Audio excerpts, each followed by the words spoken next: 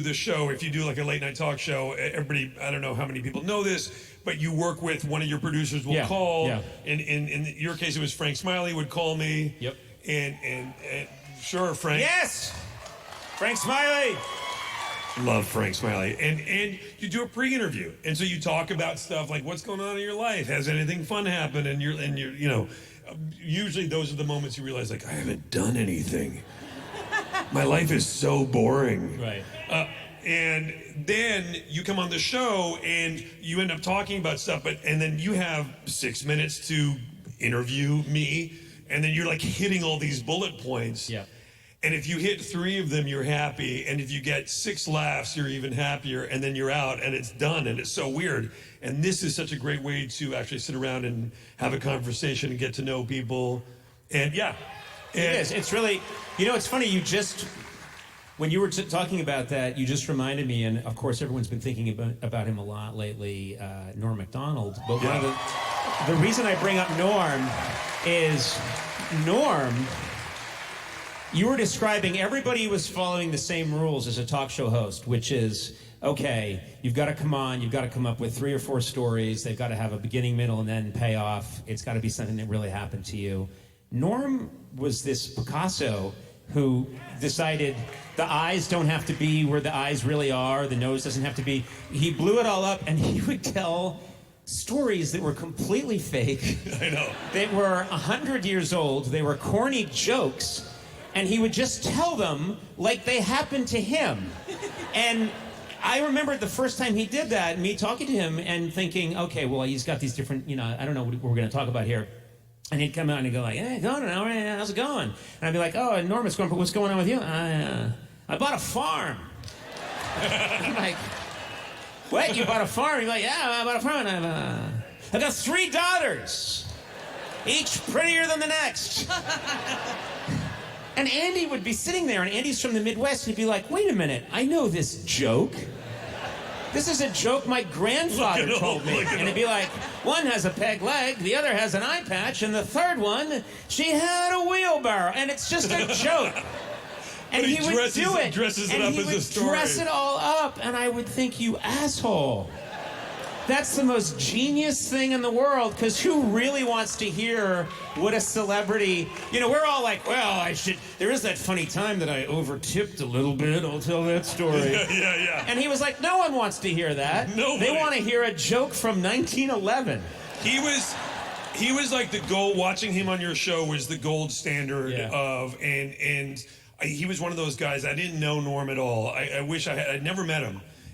But I would hear all these great stories. I remember watching him on your show once years ago. It was the dumbest bit, where he was doing something and he made some terrible joke and you went, what? And Andy went, what? And he goes, oh, listen to this guy. He's been downloading male porn all day. and then, like apropos of nothing, and Andy's like, what? I heard the funniest story. We can cut this from the podcast, so it'll just be between us. But I heard the funniest story years ago. So right around the time that MySpace, and stories about Norm, you just want to absorb them because they're always so funny. And as funny as he was on shows and stuff, he was just funny like that all the time, evidently, out in the world. Yeah. So he, years ago, when MySpace was a big deal, and you put all your money on, I remember you sold your house and you put everything... Do as I do. Do as I do. I'm sleeping in the alley tonight outside the theater. So Conan parked my car when I got here. So MySpace was a big thing, and the first person to really monetize it or figure out a way to use it to benefit their career was the comedian Dane Cook, who's fine. Yeah. I don't know the guy at all, and he's fine. But he had really kind of made a name for himself by getting followers on MySpace. So I remember Sudeikis told me that he was going up to 30 Rock one day to just rehearse on SNL or something, and he sees Norm downstairs, and Norm says, hey Jason, who's hosting the show this week there? And Sudeikis goes, oh, it's Dane Cook. And Norm goes, oh yeah, that guy's a genius. And Sudeikis goes, oh yeah? And he goes, no, a computer genius.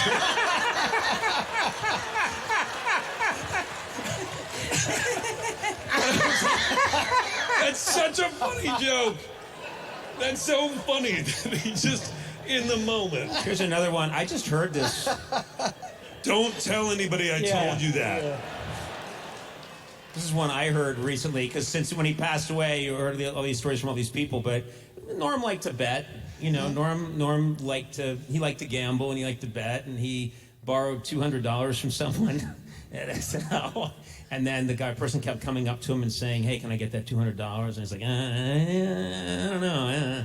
And in that Norm way, kind of getting out of the room and shambling away in all angles and elbows. And the guy kept asking him for it. And the guy went, hey, come on, man. That means a lot to me. I had $200. I want my $200. Went, hey, you lost $200. I lost $5,000. Leave me alone. He's just... Guy yelled at the guy. You think you got problems? I got bigger problems. What's amazing is people don't realize is that Norm at the time in the 90s when the OJ trial was going on. Yeah. Well, let's be clear. We're not cheering the OJ murder. Yeah. Let's just be we're cheering Norm's heroic comedic response to that terrible event. Yeah. There you go. We're on record having said that. Yeah. And so he's on the show, and at the time the guy who was running NBC really evidently was friends with OJ. Oh, yeah. And wanted Norm to stop. So I think maybe a bunch of people here might be too young to appreciate how much Norm's boss was telling him to stop making jokes about OJ, and he was told, you gotta stop. And that weekend Norm comes down and he goes, he's on Weekend Update. He says, it turns out the Los Angeles Police Department admitted today that they had planned to frame O.J. Simpson for those murders until they got to the crime scene, and it turned out he did it. But also... He just doubled down. Yeah, and then he would stare at the camera. Yeah. He would stare at the camera and hold, which is this incredible middle finger in comedy. Incredible. Turns out he did it. And he would stare at the camera, and even if the crowd wasn't laughing, he would stare at them like, you heard what I said. Yeah. And his job was on the line. Yeah. Pretty... Well, that's a point that I try to make again and again and again, is that there are a lot of people who talk about being brave in comedy and bravery, and Thank you. I think, no.